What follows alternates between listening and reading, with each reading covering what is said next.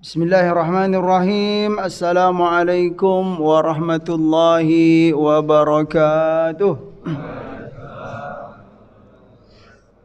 Alhamdulillahi rabbil alamin. Nahmaduka Allahumma ala ni'amin yu'dhinul hamdu bizdiyadiha. Wa nusalli wa nusallimu ala nabiyyika Muhammadin hadil ummati lirasyadiha.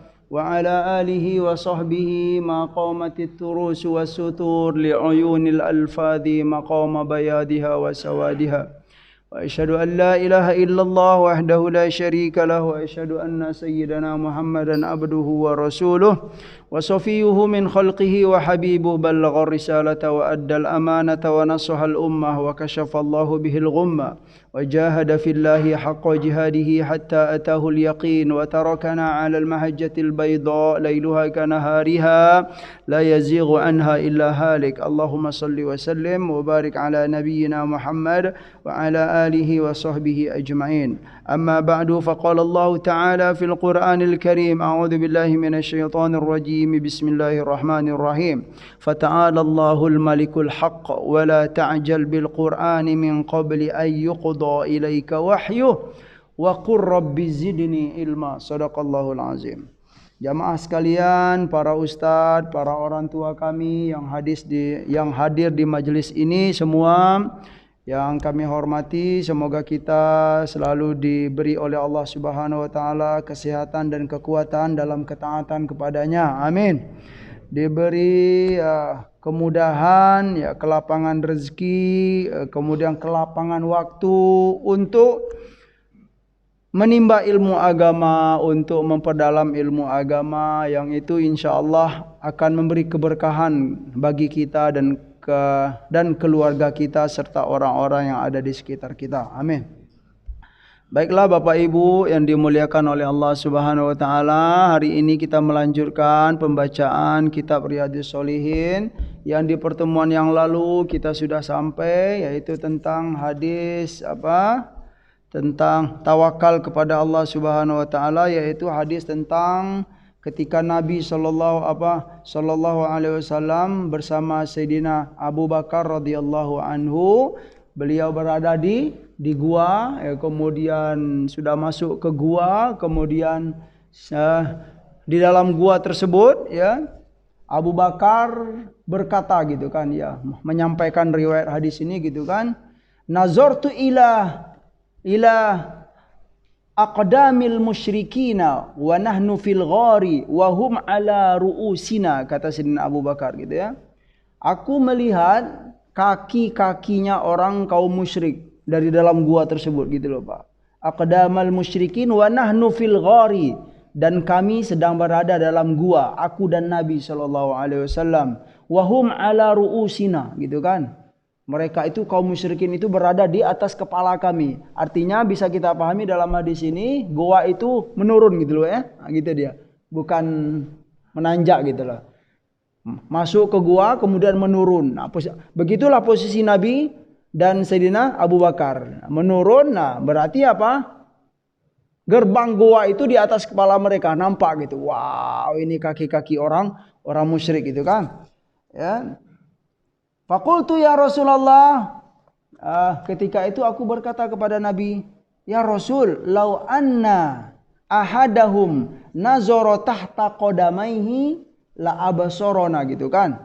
Kalaulah mereka melihat ke bawah kaki mereka gitu kan, ke arah bawah kaki mereka, pastilah mereka akan melihat kita wahai Nabi. Wah, takut Sayyidina Abu Bakar ini. Faqala ma dhannuka ya Abu Bakar bithnaini Allahu thalithuhuma. Wahai Abu Bakar, bagaimana pendapat kamu gitu kan? Bagaimana sikap kamu dengan dengan dua orang hamba yang sedang berada dalam suatu momen atau keadaan, sedangkan Allah bersama mereka, Allah yang ketiga, artinya apa? Allah selalu melindunginya. Dengan perkataan itu Nabi menguatkan Sayyidina Abu Bakar radhiyallahu anhu. Itulah hadis yang terakhir kita baca di minggu yang lalu. Yang ini pertolongan Allah berkaitan dengan at-tawakkal kepada Allah Subhanahu wa taala. Kemudian kita harus yakin kepada pertolongan Allah dan solusi-solusi dalam hidup ini kalau kita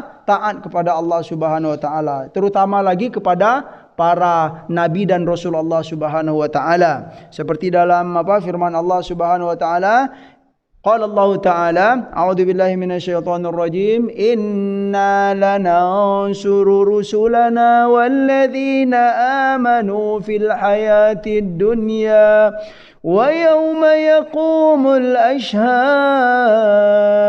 Janji Allah, sesungguhnya kami pasti akan menolong rasul-rasul kami, gitu kan? Walladzina amanu, dan orang-orang yang beriman. Ini janji Allah bagi kita yang masih hidup di dunia ini, Bapak Ibu. Para rasul dan para nabi itu dijanjikan oleh Allah untuk selalu ditolong, untuk selalu dibela. Tetapi ternyata bukan hanya para rasul saja. Orang-orang yang beriman dalam hidup ini insya Allah akan dilindungi oleh Allah, akan selalu dibela oleh Allah Subhanahu wa taala. Nah, permasalahannya ke depan itu apa? Yakinkah kita? Gitulah. Nah, tingkatan keyakinan itu memang sungguh berbeda-beda. Semakin tinggi keyakinan kita, insya Allah semakin terasa pertolongan dan bantuan Allah itu kepada kita, terutama yang bukan nabi dan rasul. Baiklah, hadis yang baru hari ini yaitu an ummil mu'minina ummi Salamah wasmuhu Hind bin Abi Umayyah Hudzaifah al-Makhzumiyah, gitu kan. Dari Ummul Mukminin, ibunya orang mukmin. Artinya Ummu Salamah ini adalah istrinya Nabi sallallahu alaihi wasallam, Ummu Salamah. Seingat saya Ummu Salamah ini dinikahi oleh Nabi itu memang dari ada sisi sosialnya, gitu kan. Ummu Salamah. Bolehlah kita itu mengulang-ulang kaji lama, gitu Pak ya. Istri-istri Nabi itu berapa, gitu kan? Yang terkenal itu adalah ada 11, gitu Pak ya. Yang pertama itu siapa Pak? Ibu? Siapa ibu? Istri Nabi yang pertama? Siti Khadijah, bukan Siti Aisyah Bu Siti Khadijah, gitu kan. Yang kedua Saudah namanya. Yang ketiga baru Siti Aisyah. Yang keempat Siti Hafsah, putrinya Sayyidina Umar bin Khattab, Kemudian yang kelima Zainab bin Khuzaimah, Yang keenam Ummu Salamah ini. Yang ketujuh Ummu Habibah binti Abi Sufyan, Yang kedelapan Juwairiyah namanya, gitu radhiyallahu anha. Yang kesembilan Sofiyah. Yang kesepuluh Maimunah. Yang kesebelas siapa? Zainab binti Jahsh. Gitulah. Zainab ini ada dua, Ini menarik. Ada dua orang yang dinikahi oleh Nabi SAW dengan alasan memang karena wahyu dari Allah Subhanahu wa taala. Dari yang ke-11 ini Jadi dari yang ke-11 ini ada, boleh kita bagi menjadi tiga alasan-alasan Rasulullah sallallahu alaihi wasallam. Ini kalau kita kalau kita analisa, gitu kan. Yang pertama dari sisi sosial, yang kedua dari sisi wahyu. Nah, dari sisi wahyu ini ada dua orang jamaah sekalian istri Nabi yang dinikahi oleh Nabi itu karena memang perintah dari Allah Subhanahu wa taala. Ada dalam dalam hadis, kemudian dalam Al-Qur'an. Siapa itu orang dua ini? Yang pertama adalah Siti Aisyah radhiyallahu anha. Jadi Siti Aisyah itu dinikahi oleh Nabi karena memang perintah dari Allah Subhanahu wa taala, wahyu, yaitu turunnya bukan wahyu langsung, tetapi Nabi bermimpi menikahi Siti Aisyah. Nah, yang kedua ini siapa? Zainab binti Jahsh. Zainab binti Jahsh ini dinikahi karena Allah Subhanahu wa taala ingin membatalkan anak angkat gitu loh Pak, gitu anak angkat, karena Zainab ini adalah putrinya siapa? Putrinya Zaid bin Harisah. Zaid bin Harisah itu dianggap sebagai anak angkat Nabi, gitu kan. Seperti dalam surat Al-Ahzab, Allah tidak menyukai itu. Artinya Allah membatalkan kebiasaan angkat-angkat anak, gitulah. Dalam surat Al-Ahzab itu ud'uhum li'abaihim. Seseorang itu panggillah dengan nama bapaknya. Jadi Zaid bin Harisah ini pernah dipanggil dengan apa? Zaid bin Muhammad karena kedekatannya dengan Rasulullah sallallahu alaihi wasallam. Dibatalkan oleh Allah Subhanahu wa taala. Enggak boleh manggil anak angkat itu dengan nama kita asli gitu kan. Panggillah dia itu dengan nama bapaknya. Itu dia. Ya boleh sedikit saya sampaikan juga gitu. Ada orang yang mengkritik atau ingin menjatuhkan Rasulullah sallallahu alaihi wasallam ya. Siti Aisyah contohnya gitu kan. Siti Aisyah itu dinikahi oleh Nabi umur berapa? 6 tahun ya. Tega-teganya ya. Ternyata kalau kita melihat Nabi menikahi ya Siti Aisyah itu umur 6 tahun iya. Tetapi Nabi baru membangun rumah tangga ya, bana biha gitu kan. Artinya apa? Menggauli Siti Aisyah itu umur 9 tahun. Ya, ternyata kalau kita lirik ya dari sisi hukum dan apa istilahnya kematangan. Ya, seorang perempuan kalau sudah umur 9 tahun itu ya, apalagi orang Arab sana gitu Pak ya, itu sudah mulai dewasa. Apa istilah? Ya sudah itulah, sudah tidak terlalu kecil lagi gitu kan. Nah, gitu dia. Ya, sekilas gitu ya ingin kita sampaikan. Nah, Ummu Salamah ini adalah beliau salah seorang istri Rasulullah sallallahu alaihi wasallam, makanya disebut oleh apa? Disebut dengan Ummul Mukminin gitu kan, ibunya orang-orang yang beriman. Berarti kalau beliau itu termasuk ibunya orang-orang yang beriman, kita nggak boleh menikahi istri-istri Rasulullah Sallallahu Alaihi Wasallam ya kan, sekalipun Rasul telah wafat. Itu dia Ummul Mukminin Ummu Salamah. Wasmuhu, dan nama beliau ini adalah Hind bintu Abi Umayyah Hudzaifah al-Makhzumiyah gitu ya, radhiyallahu anha. Anna Nabiy sallallahu alaihi wasallam kana idza kharaja min baitihi qala, bahwa Nabi sallallahu alaihi wasallam kata beliau, kana idza kharaja min baitihi, Nabi itu kalau beliau keluar dari rumah beliau ya, qala, Nabi itu berkata atau Nabi itu membaca doa. Apa doa yang dibiasakan oleh Nabi? Bismillah tawakkaltu 'ala Allah. Ini yang singkat gitu Bapak ya. Bagi yang sudah biasa pakai ini bagus sekali ya.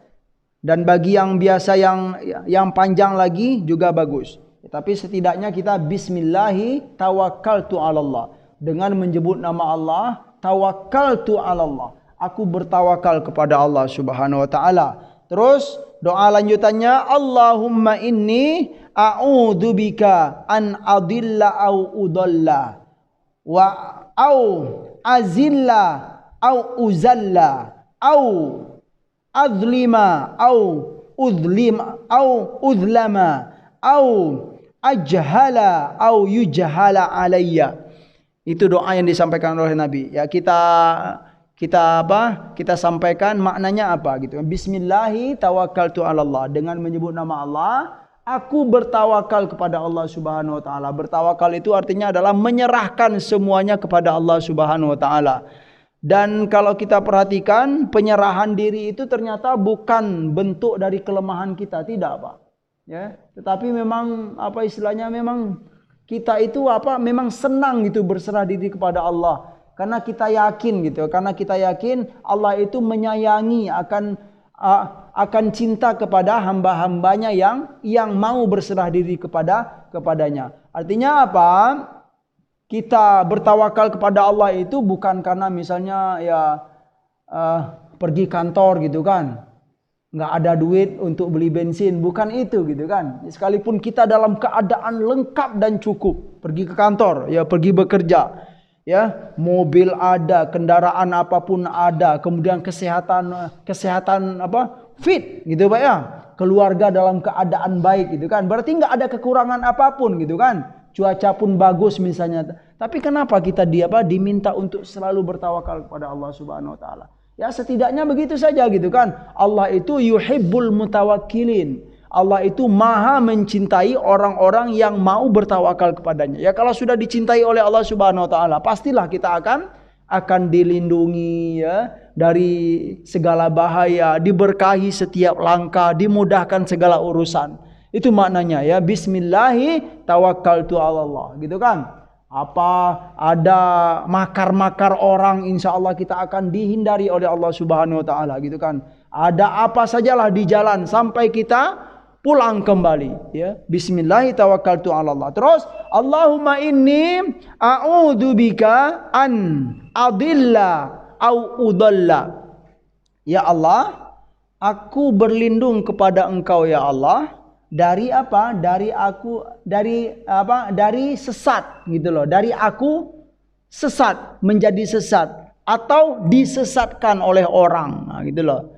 Berlindung kepada Allah dari sebuah kesesatan atau disesatkan oleh orang. Dia beda Pak. Ya kalau sesat itu mungkin dari kitanya gitu kan. Tapi ada juga apa? Disesatkan. Ya mungkin ada makar-makar orang gitu kan yang sudah berencana untuk menyesatkan kita gitu kan. Maka kita berlindung kepada Allah Subhanahu Wa Taala. Au azilla au uzalla gitu kan. Atau aku berlindung juga kepada Engkau ya Allah dari apa? Dari ya ketergelinciran, nah, gitu loh. Atau digelincirkan, nah, gitu loh. Di apa? Dari kitanya dulu dan juga dari orang dari pihak luar gitu. Ya, kita berlindung kepada Allah Subhanahu Wa Taala dari berbuat zalim. Yang ketiga apa? Au azlima au uzlama. Dari aku berbuat zalim ya Allah, aku berlindung kepada Engkau dari berbuat zalim atau aku yang dizolimi. Nah, Masya Allah. Memang dalam hidup ini kalau kita yang enggak berbuat, orang yang berbuat begitu. Ya kalau istilahnya lagi nyetir atau apalah, kalau kita enggak bukan kita yang nabrak, orang yang nabrak kita gitu. Makanya kita harus selalu bertawakal kepada Allah Subhanahu Wa Taala. Nah, itu dia.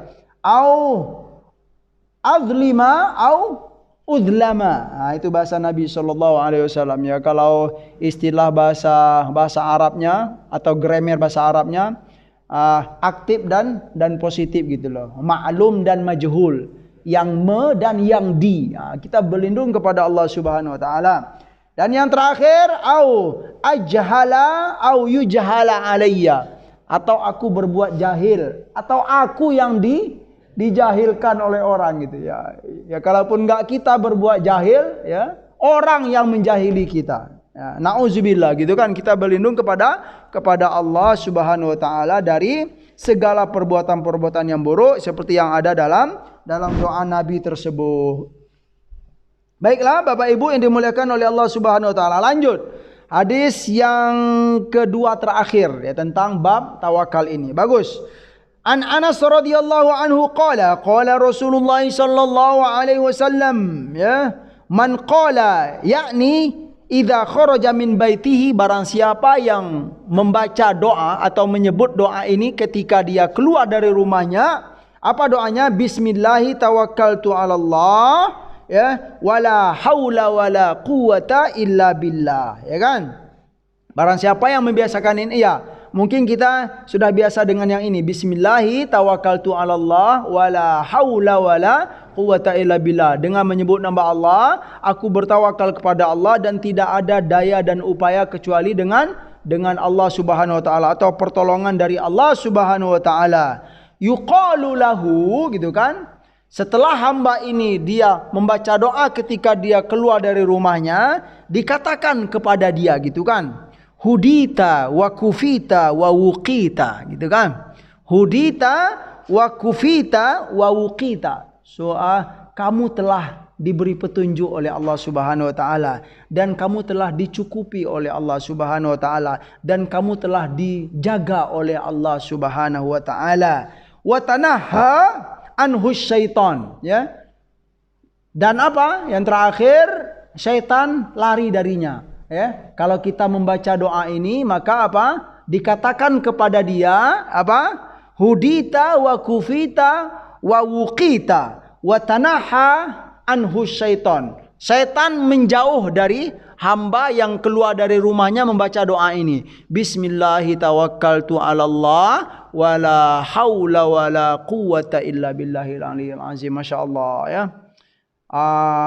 Ya terutama kita ya syukur alhamdulillah lah bagi hamba-hamba yang dari awal pandemi kemarin gitu kan, dia yakin sekali setiap keluar rumah gitu kan, bismillahi tawakkaltu 'ala Allah wala haula wala quwata illa billah gitu kan.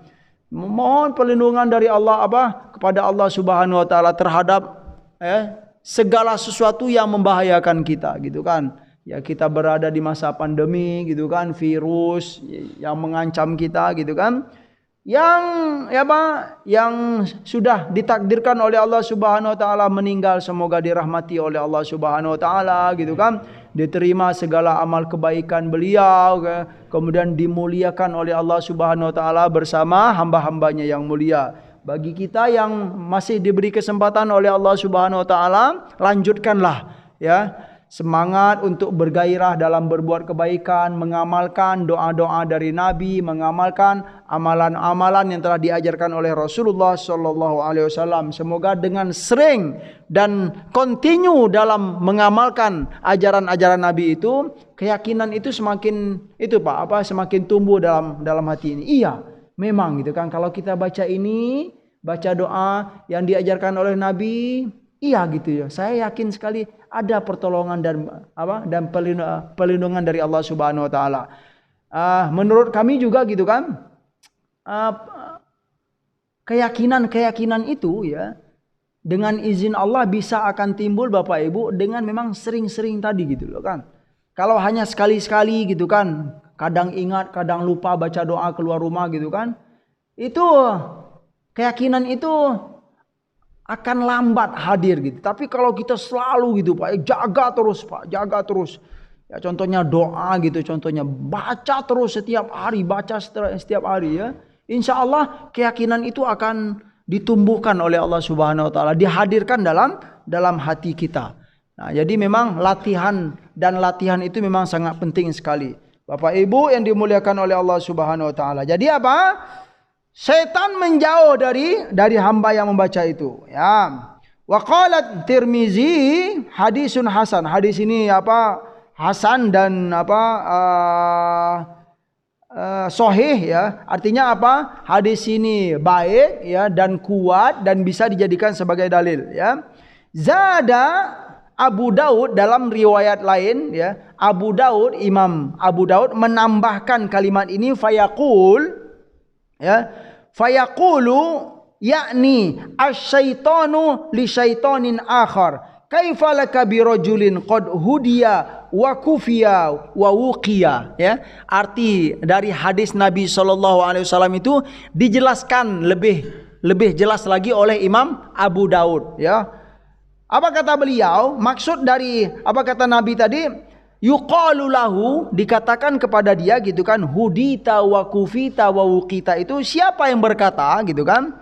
Ternyata menurut Imam Abu Daud fayaqulu yakni ya, beliau berkata, yang berkata dia itu telah diberi petunjuk oleh Allah Subhanahu wa taala, telah dicukupi oleh Allah Subhanahu wa taala, telah dilindungi oleh Allah Subhanahu wa taala. Maksudnya adalah asyaitanu li syaitanin akhar. Jadi memang ketika kita mau keluar rumah itu, jamaah sekalian, syaitan ini sudah siap-siap gitu loh. Itu dia. Syaitan ini sudah ya siap untuk beroperasi gitu loh. Nah, ketika kita sudah membaca doa ini gitu kan, syaitan dengan syaitan itu berkata gitu kan, gitu loh. Yaqulu syaitan li syaitanin akhar. Nah, siapa itu, Pak? Saya jangan saya contohnya gitu ya. Ya, pokoknya syaitan satu dan setan yang kedua dia berkata ya, apa kata dia? Kaifalaka birojulin gitu kan. Wahai setan kedua gitu kan. Ya, setan kedua, bagaimana pendapat kamu gitu kan dengan dengan seorang hamba yang sudah diberi petunjuk oleh Allah Subhanahu wa taala, yang telah dicukupi oleh Allah Subhanahu wa taala, dan yang telah dijaga oleh Allah Subhanahu wa taala. Maksudnya setan yang pertama, setan yang kedua ini menyampaikan bagaimana kita akan bisa mengganggu dia gitu. Bagaimana kita akan bisa menyesatkan dia gitu. Bagaimana kita akan bisa menggelincirkan dia. Sedangkan dia telah hudia gitu kan. Wa kufiya wa wuqiya. Itu kata dia. Itu hamba itu dia sudah diberi petunjuk oleh Allah. Bagaimana kita akan bisa menyesatkan dia gitu kan. Dan dia wa kufiya gitu kan. Ya, bagaimana kita akan bisa ya menggelincirkan dia dan ya menyesatkan dia dan lain-lain gitu. Sedangkan dia telah dicukupi oleh Allah, atau ya mengurangi jatah rezeki dia sudah dicukupi oleh Allah Subhanahu wa taala ya. Wa wuqiya dan dia telah dilindungi oleh Allah Subhanahu wa taala. Bagaimana kita akan bisa menggoda dia? Yaitu siapa, Pak? Setan satu ke setan yang lain. Itu ya dijelaskan oleh Imam Abu Daud ya rahimahullah. Baik, alhamdulillah. Hadis yang ketiga Yang ketiga hari ini yaitu hadis yang terakhir dalam bab tawakal ini ya. Kalau dalam kitab Riyadhus Shalihin ini adalah hadis yang ke-12 ya. Yang ke-11 yaitu tentang apa? Ya, Masya Allah, ini bagus sekali ya. Imam Nawawi memasukkan hadis ini dalam bab tawakal. Nanti bisa kita renungi, Pak. Kenapa Imam Nawawi memasukkan hadis yang terakhir ini ke dalam bab tawakal? Wa an Anas radhiyallahu anhu, dari sahabat Anas bin Malik radhiyallahu anhu, qala kana akhawani ala ahdin Nabi sallallahu alaihi wasallam. Wa kana ahaduhuma ya'tin nabiyya sallallahu alaihi wasallam wal akhar yahtarifu. Fashakal muhtarifu akhahu lin nabiy sallallahu alaihi wasallam faqala la'allaka turzaqu bihi. Bagus, subhanallah. Ini hadisnya kuat sekali. Dari sahabat Anas bin Malik radhiyallahu anhu, beliau berkata, ada dua orang adik kakak di zaman Nabi SAW. Dua orang, Pak. Adik kakak kandung. Kana akhawani ala ahdin Nabi SAW. Ya. Yang satu, wa kana ahaduhuma ya'tin Nabiyya SAW. Yang satu, dia selalu menghadiri majlis Nabi SAW. Ya. Kemana Nabi bermajlis ilmu, dia ada. Itu maknanya ya. Ya. Wa kana ahaduhuma ya'tin Nabi. Yang satu ini rajin mengaji bersama Nabi sallallahu alaihi wasallam. Wal akharu, yang kedua ini dia apa? Yahtarifu, dia bekerja. Bekerja ini apa, Pak? Mencari nafkah, membantu keluarga. Ini memang realita yang sangat yang sangat pahit atau sangat genting gitu loh untuk disikapi oleh Rasulullah sallallahu alaihi wasallam. Fashakal muhtarifu akhahu ya lin Nabi sallallahu alaihi wasallam. Karena begitu keadaannya, yang bekerja ini dia mengeluh kepada Nabi sallallahu alaihi wasallam ya. Artinya apa? Bapak Ibu yang dimuliakan oleh Allah Subhanahu wa taala, dalam masalah ini ya, dalam hadis ini, dua orang kakak beradik, yang satu ngaji terus, enggak pernah bekerja. Itu dia. Maksudnya gitu, ngaji bersama Nabi, menuntut ilmu agama bersama Nabi, selalu dia. Yang kedua ini ngapain dia? Bekerja terus, mencari nafkah, tanpa memperhatikan ngaji bersama Rasulullah SAW. Gitu loh, Pak. Ini memang agak memang genting gitu ya. Nabi diminta untuk memutuskan. Karena begitu keadaannya, yang suka bekerja yang bekerja terus ini, tapi dia enggak ada ngaji bersama Nabi sallallahu alaihi wasallam. Suatu hari dia mengeluh kepada Nabi sallallahu alaihi wasallam. Apa yang dikeluhkannya? Saudaranya yang ngaji terus, enggak pernah membantu keluarga dalam mencari nafkah, Pak. Ini loh. Kira-kira ada bapak-bapak yang ingin menebak gitu. Kira-kira Nabi membela yang mana gitu loh, atau Nabi membenarkan yang mana? Yang ngaji terus atau yang bekerja terus? Ini sama-sama terus-terus, Pak ya. Artinya yang ngaji dia meninggalkan bekerja, dan yang bekerja dia meninggalkan ngaji ini. Ya, dia enggak mau nuntut ilmu agama gitu loh. Siapa yang dibenarkan oleh Nabi sallallahu alaihi wasallam? Ada yang mengatakan yang bekerja yang dibenarkan oleh Nabi. Yang lain, Pak? Ya, mungkin kebanyakan dari kita mengatakan Nabi membenarkan yang bekerja, ya. Sebenarnya itulah yang diinginkan oleh yang kedua yang mengeluh tadi. Dia menginginkan dengan keluhannya kepada Nabi itu ingin membela dia. Nabi itu ingin membenarkan dia. Dia ingin Nabi itu menyalahkan saudaranya yang mengaji terus atau yang menuntut ilmu agama terus, tapi dia tidak mau bekerja gitulah. Tapi ternyata Bapak Ibu, ya, dalam hadis ini sungguh bukan begitu jawaban Nabi sallallahu alaihi wasallam. Nabi tidak membenarkan, ya. Nabi tidak membela orang yang mengeluh tadi, saudaranya mengeluh, ya. Tetapi apa kata Nabi Shallallahu Alaihi Wasallam? Dari perkataan Nabi tersebut kita bisa pahami mana yang dibela oleh Nabi Shallallahu Alaihi Wasallam. Apa kata Nabi? Wahai Tuhan, la'allaka turzaqu bihi. Nah, ini dia, Pak. Wahai Tuhan, semoga Allah memberi rezeki kamu dengan sebab saudaramu itu mencari ilmu agama.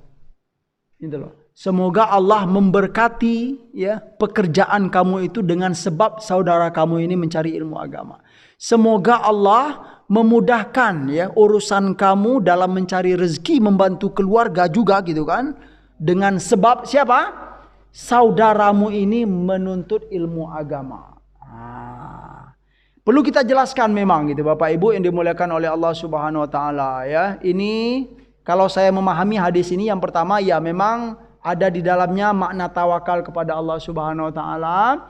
Yang kedua, ada makna yang tersimpan di sana adalah begitu pentingnya menuntut ilmu agama. Ini beda loh, Pak. Bukan ilmu-ilmu yang lain loh, Pak, ya. Menuntut ilmu agama. Yang mana dengan menuntut ilmu agama itu orang bisa kenal Allah Subhanahu Wa Taala. Orang akan bisa mengetahui mana yang halal, mana yang haram, ya. Jadi di sini kita bisa pahami juga ilmu agama itu memang dia harus dilebihkan daripada ilmu yang selain berkaitan dengan agama, Pak, ya. Tolabul ilmi faridotun itu kalau kita pahami, ya, menuntut ilmu yang dimaksudkan oleh Nabi itu menuntut ilmu apa, Pak? Tolabul ilmi faridotun, menuntut ilmu itu wajib bagi setiap muslim dan muslimah. Maksudnya apa itu? Ilmu apa itu, Pak? Ilmu agama loh, ya. Ya bagaimana tidak wajib, gitu kan? Setiap kita harus sholat, ya kan? Ya, bagaimana kita bisa sholat dengan baik dan benar kalau kita tidak menuntut ilmu agama, gitu loh. Ya, jangan disamakan menuntut ilmu agama dengan menuntut ilmu kesenian, gitu loh kan? Ya, ilmu bergitar, ilmu lain-lain, gitu ya. Sungguh tidak sama, Bapak Ibu yang dimuliakan oleh Allah Subhanahu Wa Taala. Tapi memang perlu dijelaskan, ya. Dari kebanyakan hadis yang lain, gitu ya, kita sering menemukan, ya, Nabi itu tidak menyukai, ya kan, hamba yang selalu duduk di masjid. Iya, nggak menyukai, ya, berzikir terus, gitu kan. Kemudian keluarganya apa? Ya, ditinggalkan terbengkalai, ya. Anak sekolah belum diurus, dia berzikir terus. Iya, Nabi tidak menyukai itu, gitu kan. Bahkan ada sahabat Nabi yang apa? Yang murung, ya, duduk berzikir terus, gitu kan. Ya, karena mikir banyak masalah dalam hidup ini. Kemudian Nabi beri apa? Solusi dengan baca doa ini, kata Nabi. Kemudian bergeraklah, gitu. Iya, ya. Pada umumnya Nabi tidak menyukai yang apa istilahnya? Iya, yang berlebihan, gitu loh. Artinya apa? Berzikir, beribadah terus, kemudian meninggalkan sisi sosial, gitu kan. Tetapi juga begitu, ya. Nabi juga tidak menyukai sibuk dengan sisi sosial terus, tapi melupakan apa? Perkara-perkara agama, gitu loh. Itu yang pada umumnya. Dari sebenarnya ini bisa kita pahami dari sebuah riwayat yang sangat terkenal sekali, gitu kan. Riwayat ini disampaikan oleh Sayyidina Umar bin Khattab radhiyallahu anhu. Bagaimana sih gambaran para sahabat itu dengan perhatian mereka dengan keilmuan, ya, terutama ilmu agama ketika di masa Rasulullah sallallahu alaihi wasallam. Ternyata bisa kita sampaikan para sahabat itu, Bapak Ibu yang dimuliakan oleh Allah, beliau-beliau itu ternyata memang tidak semuanya, ya, bisa hadir ke majelis Nabi setiap hari, tidak.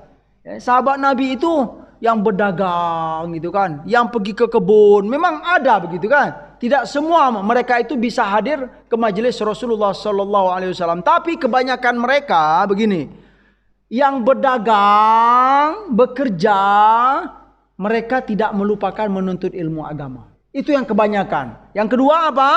Menuntut ilmu agama dengan Nabi sallallahu alaihi wasallam, tetapi juga tidak melupakan, ya kan, keperluan-keperluan keluarga atau keperluan sosial. Itu pada umumnya para sahabat Nabi sallallahu alaihi wasallam. Kalaupun ini terjadi, ya ini memang iya, ya, kenyataan, ya. Ngaji terus, menuntut ilmu agama terus, dan bekerja terus, tidak menuntut ilmu agama, ya kan? Tapi ternyata apa?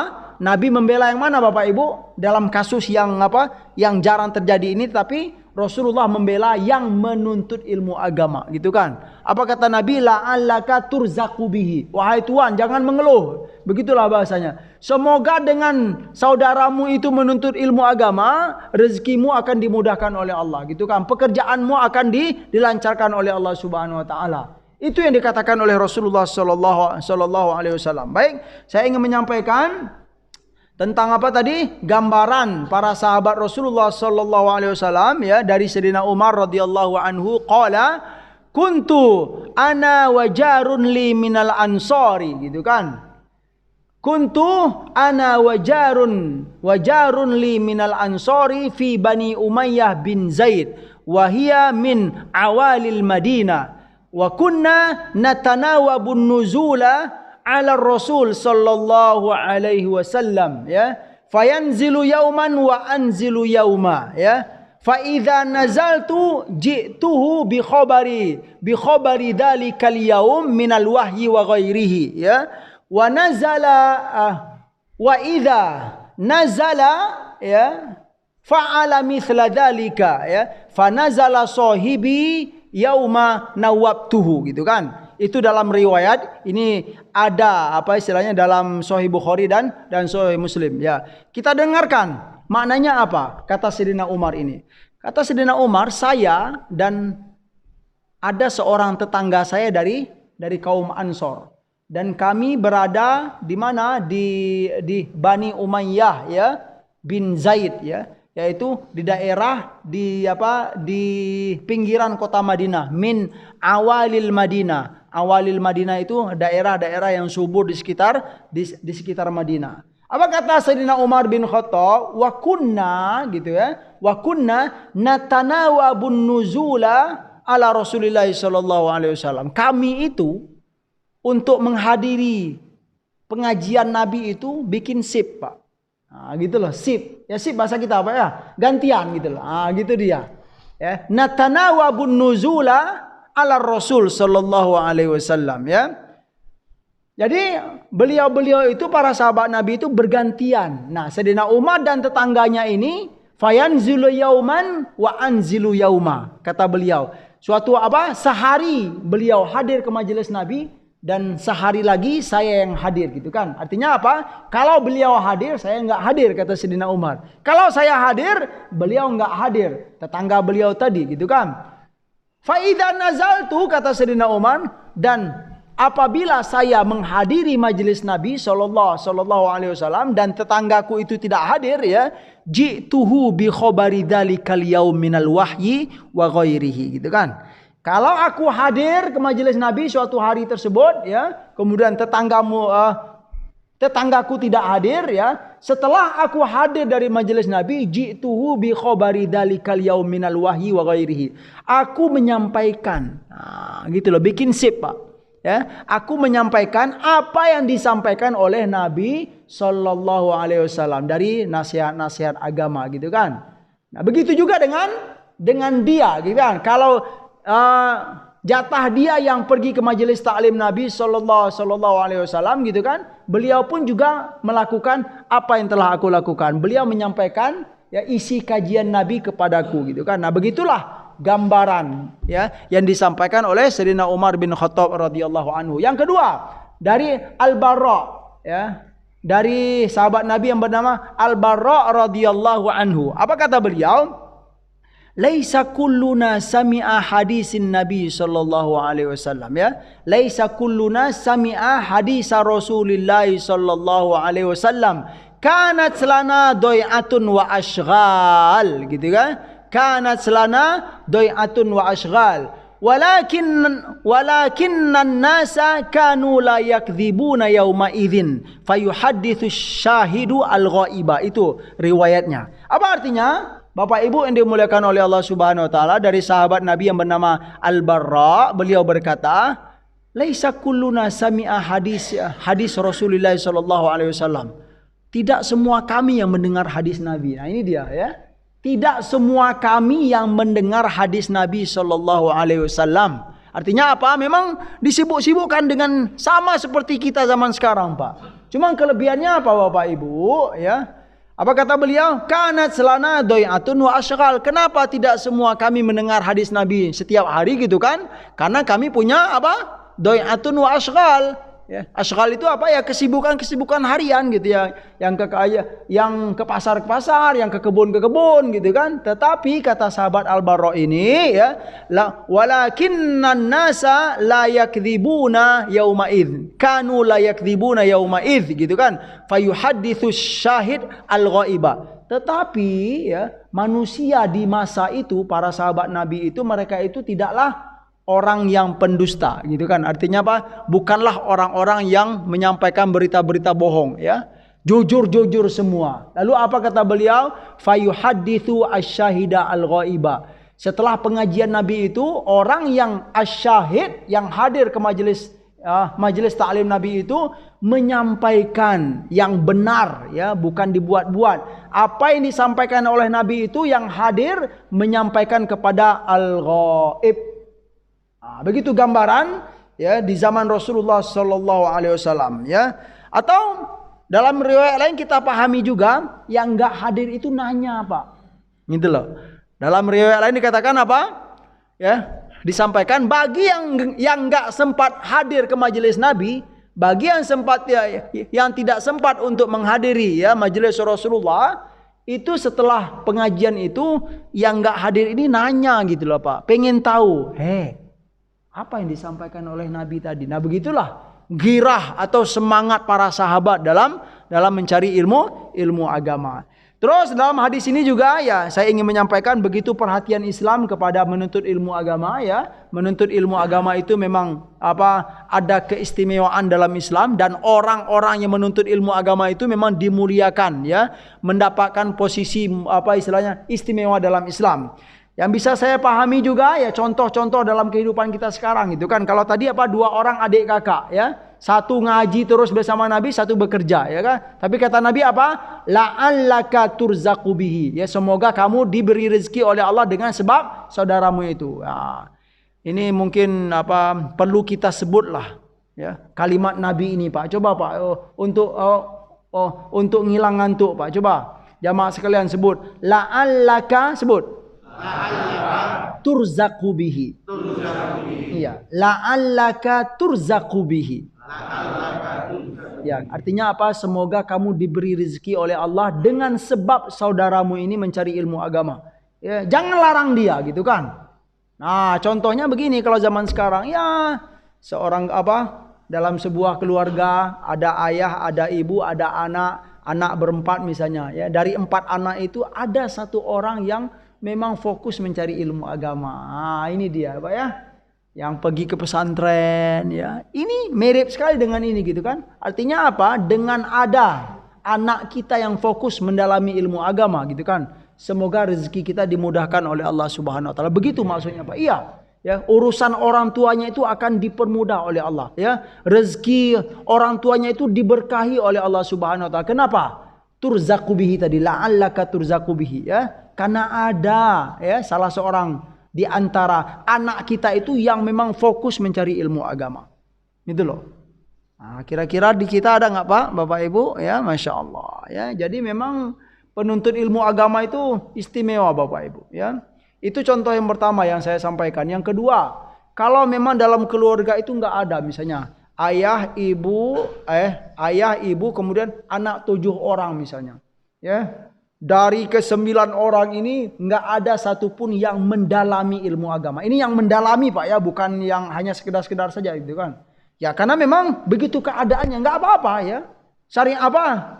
Islam tidaklah mencela kalaupun memang belum ada yang ditakdirkan oleh Allah untuk mendalami ilmu agama betul. 9 orang ini, baik ayah, baik ibu, baik 7 orang anak. Tetapi dalam prakteknya seorang ayah gitu lah kan diberi kesadaran oleh Allah Subhanahu wa taala ya, melihat enggak ada ya dari kita yang fokus mencari ilmu agama, tetapi si ayah ini diberi keinsafan oleh Allah. Ya Allah gitu kan, mungkin saya hanya bisa mampu gitu kan untuk menghadiri majelis ilmu saja yang setiap ada yang diadakan di masjid-masjidnya.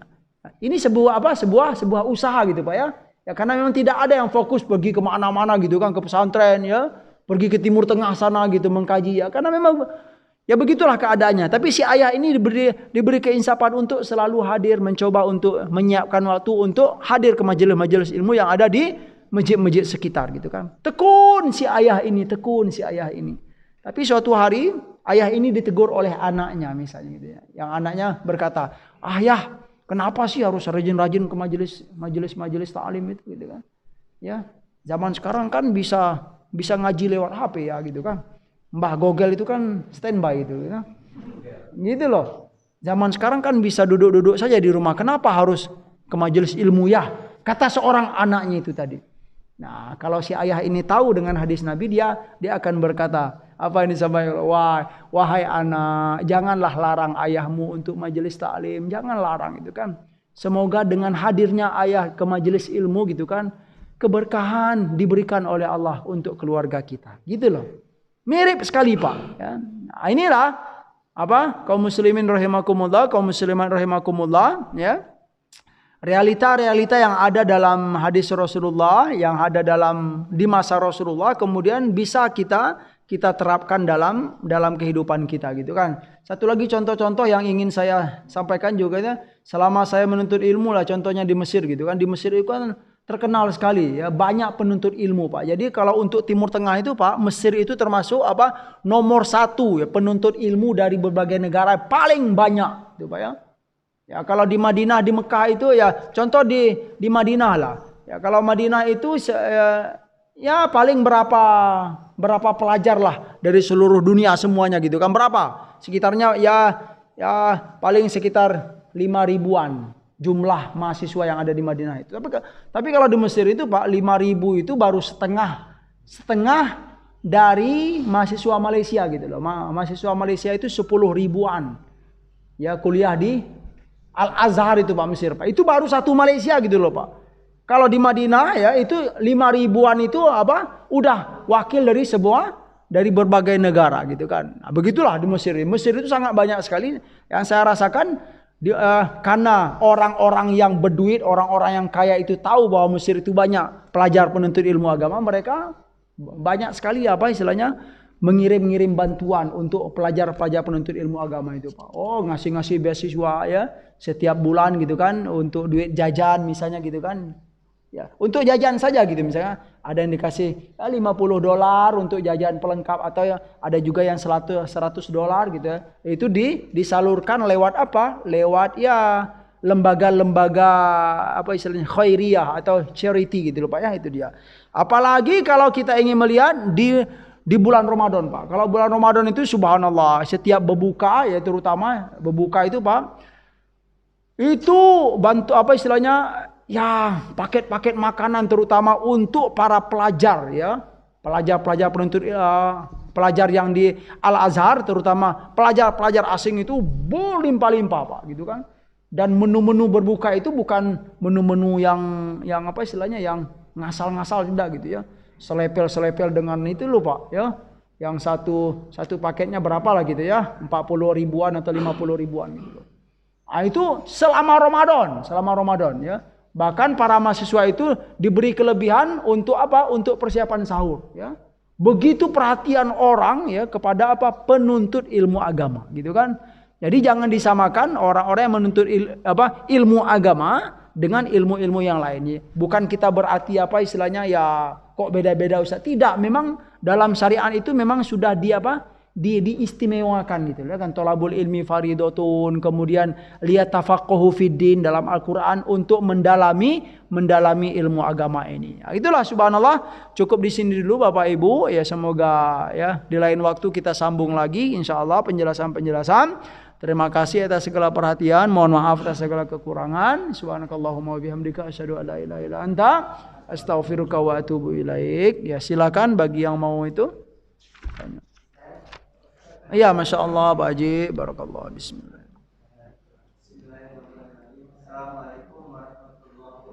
Waalaikumsalam warahmatullahi wabarakatuh. Hubungannya tawakal dengan tadarruj.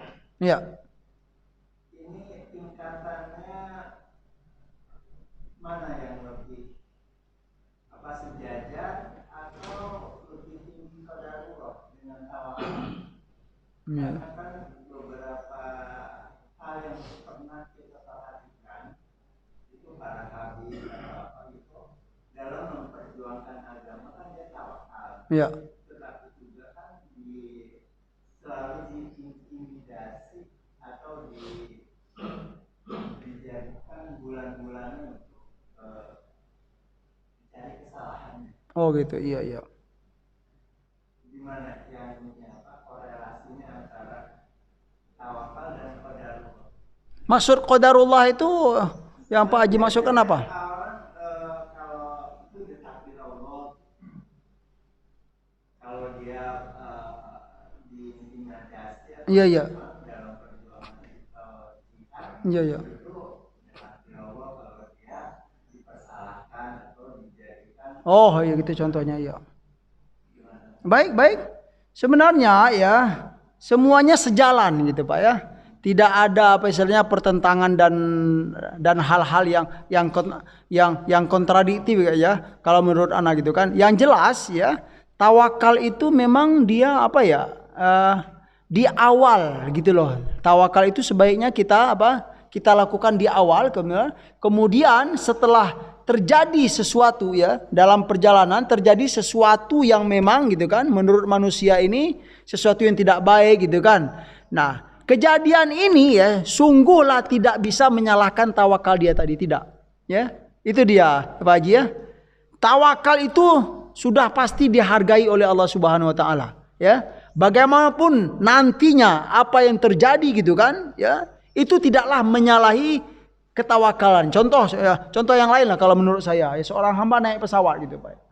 Ya Pak ya, naik pesawat sudah tawakal, bismillahi tawakkaltu 'alallah, baca doa safar gitu kan. Kemudian jatuh dengan takdir Allah Subhanahu wa taala, ya. Coba dengan ilmu yang ada dalam Al-Qur'an atau ilmu yang disampaikan oleh hadis Rasulullah sallallahu alaihi wasallam gitu kan. Sekalipun dalam pesawat itu misalnya gitu kan, dikenal misalnya di data-data penumpang gitu kan. Banyak orang-orang yang memang berkasus misalnya gitu kan. Berkasus dalam hidup, banyak perkaranya begini, terkenal orang yang tidak baik lah gitu kan dalam pesawat tersebut. Ya, bisakah kita mengatakan hamba yang soleh, yang taat kepada Allah tadi sudah bertawakal naik pesawat, kemudian jatuh, ya kita katakan dia mati buruk? Bisa nggak Pak? Dikatakan dia mati buruk dengan ilmu yang disampaikan oleh Rasulullah Sallallahu Alaihi Wasallam dalam hadis dan pemahaman para ulama, ya kita bisa mengatakan gitu kan, karena dia dari awal sudah bertawakal kepada Allah, apapun yang terjadi nanti ya insya Allah Allah akan menghargai niat baik, ya tawakal di awal tadi, ya semoga beliau itu jatuh mati dalam keadaan yang baik. Nah gitu loh. Nah gitu gambaran kalau bagi saya Pak Haji ya gitu ya. Jadi dia tidak dia sejalan gitu loh, sejalan, kemudian tidaklah saling menyalahkan atau kontradiktif. Itu maksudnya ya. Ya, silakan Pak. Iya Pak, Masya Allah. Waalaikumsalam warahmatullahi wabarakatuh. Ya.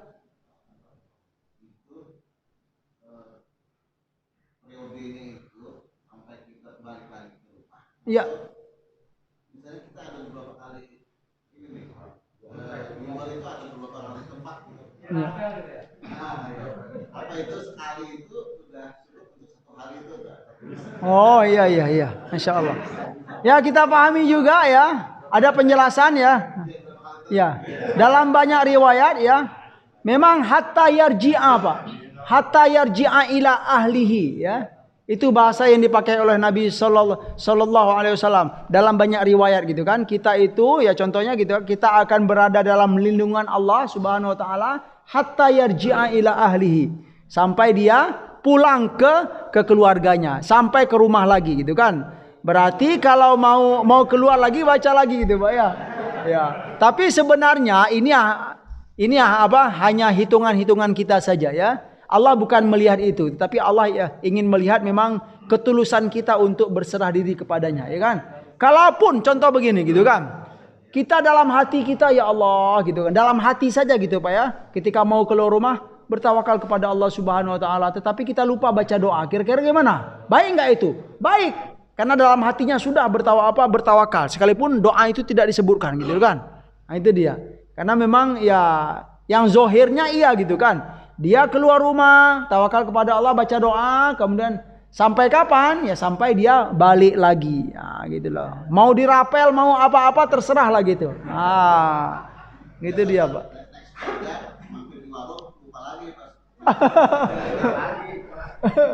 Iya, Masya Allah. Ya silakan Pak ini. Tadi waktu mau berangkat keluar dari rumah baca doa Ustaz. Iya. Terus sampai tujuan mau balik lagi baca doa lagi Pak. Mau balik kemana gitu loh Pak? Balik ke rumah. Kan kita misalkan keluar dari rumah. Keluar kemudian? Tujuan A. Ya. Udah, kita kalau mau pulang ke rumah baca doa lagi. Iya, ya terserah lah gitu Pak. Ya nggak apa-apa sih sebenarnya. Ya tapi yang jelas berarti kalau kita keluar rumah gitu kan, berarti bisa dibayangkan juga ada rumah satu, ada rumah dua gitu loh Pak. Nah kalau rumah dua, begitu dia. Ya.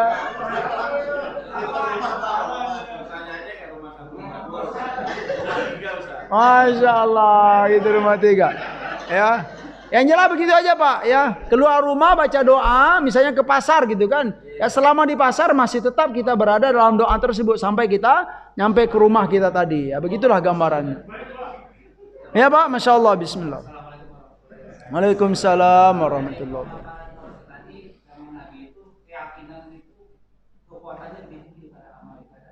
Oh iya, Masya Allah gitu ya. Keyakinan ya atau iya bisa kita pahami begitu Pak gitu kan. Keyakinan itu bisa kita pakai istilah al-iman tadi gitu kan. Iman para sahabat itu memang melebihi dari apa? Dari keilmuan dahulu gitu kan. Iman itu didahulukan daripada ilmu. Itu yang dipahami ya. Karena ada dalam sebuah riwayat ya, kata sahabat gitu kan. Kata seorang sahabat gitu kan. Kami di masa Nabi sallallahu alaihi wasallam belajar iman dahulu, baru setelah itu Al-Quran gitu loh. Kami belajar iman dahulu, setelah belajar iman baru Al-Quran, artinya ilmu gitu ya. Al-Quran ini ilmu. Nah dengan kami mulai iman kemudian Al-Quran, maka fazdadna bihi al-imana gitu kan. Dengan iman dahulu dimulai, kemudian belajar Al-Quran, belajar ilmu. Dengan ini ya, lalu bertambahlah keimanan kami gitu loh Pak. Itu dia. Jadi bertambah iman itu memang dikuatkan dengan ilmu gitu loh, bukan dimulai dengan ilmu dahulu. Nah, itulah para sahabat Nabi ya. Kalau ingin kita tahu gitu kan, sahabat Nabi itu belajarnya mulai dari apa dahulu gitu kan? Ilmu dahulu atau iman dahulu? Jawabannya iman dahulu gitu sahabat Nabi. Baru belajar tentang ilmu yang lain-lain gitu kan, keilmuan gitu loh. Nah dengan begini keimanan itu bisa bertambah gitu loh ya Pak ya. Jadi zaman para sahabat itu keimanan dan keyakinan itu memang dikuatkan terlebih dahulu ya. Dan itulah salah satu beda sahabat Nabi dengan kita yang hidup zaman sekarang ya. Sungguh tidak bisa lah untuk dibandingkan gitu loh Pak ya. Ya sekian. Cukup insyaallah ya. Alhamdulillah pertemuan kita hari ini semoga berkah ya, bermanfaat bagi kami yang menyampaikan dan buat kita semua yang mendengarkan ya. Ya terima kasih atas segala perhatian, mohon maaf atas segala kekurangan. Wassalamualaikum warahmatullahi wabarakatuh.